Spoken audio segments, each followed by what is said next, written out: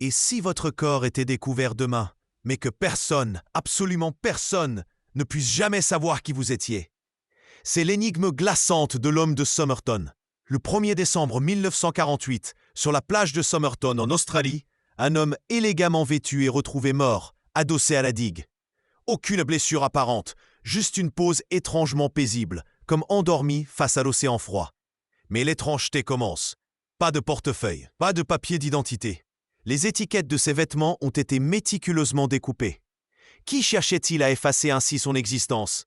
Au fond d'une poche cachée, un minuscule morceau de papier roulé. 2 mots y sont imprimés. Tamam Shud. Une expression persane signifiant « c'est fini » ou « terminé ».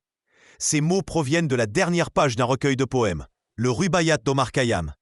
Un appel public mène à la découverte du livre lui-même, jeté sur la banquette arrière d'une voiture. La dernière page, celle contenant Tamam Shud, a été arrachée. Au dos du livre, des lignes de lettres griffonnées au crayon, formant un code indéchiffrable. Est-ce un message d'espionnage de la guerre froide? Un pacte secret? Le code résiste à toutes les tentatives de décryptage depuis plus de 70 ans.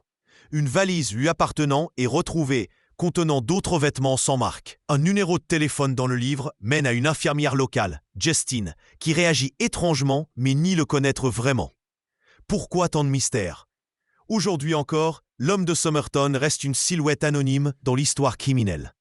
Des analyses ADN récentes offrent une piste potentielle, mais le mystère fondamental demeure. Qui était-il? Pourquoi cette fin codée? Tamam Shud. La fin d'une vie, mais le début d'une énigme sans fin.